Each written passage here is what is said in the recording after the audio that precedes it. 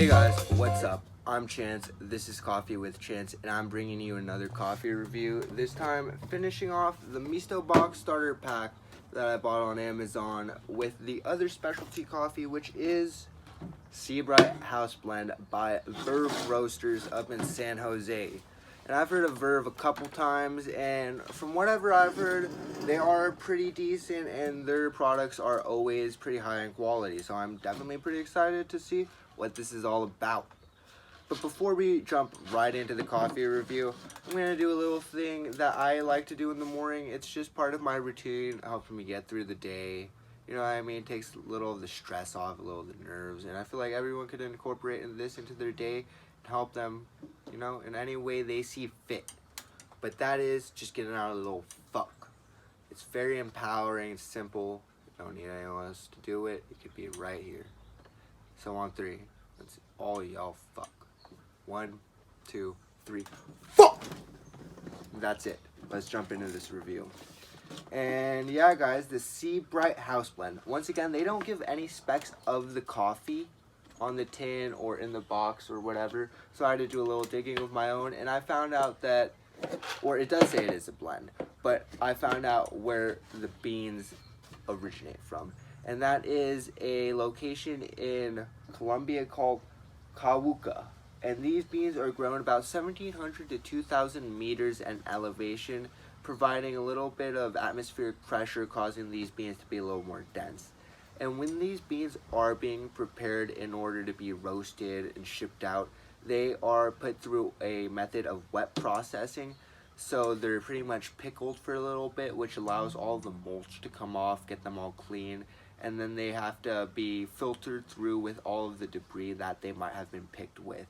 And from what I understand, a wet processing method is, it allows the beans to be of higher quality because it preserves more of the flavors than a dry processing method. Yeah, guys, let's see what this coffee is all about. I'm going to take a couple sniffs and I will see you on the other side.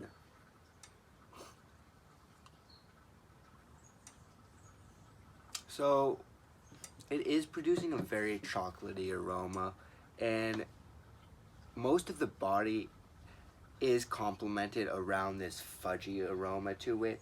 Other than that, it doesn't have that very pungent aroma that you would expect out of those darker medium or dark coffees. When I was pouring this was definitely thicker and darker brown than the Brazil Cauca cooperative that also came in the MistoBox starter package. And when when I was pouring it into my cup, it was producing more of that full body aroma. Definitely not full body. It is still a pretty thin body to it, but I would say it's more balanced between the sweetness and the full coffee body taste. Alright, I'm gonna take a sip and give you guys the full report.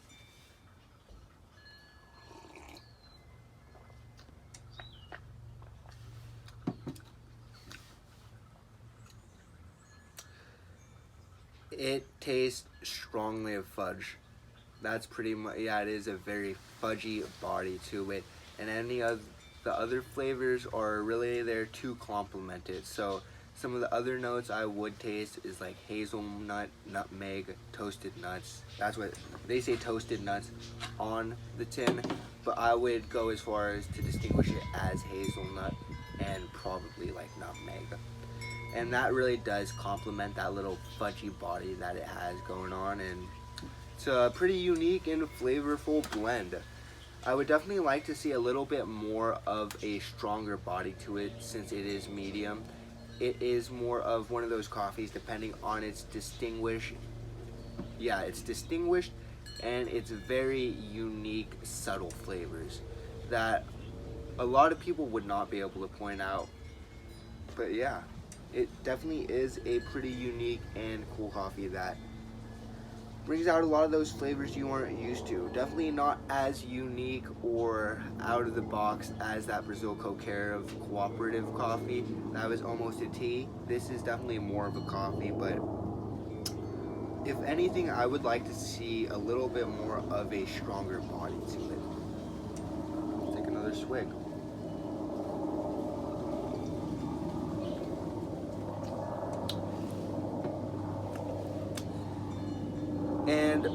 It is very acidic right when it touches the tongue and you swish it around your mouth.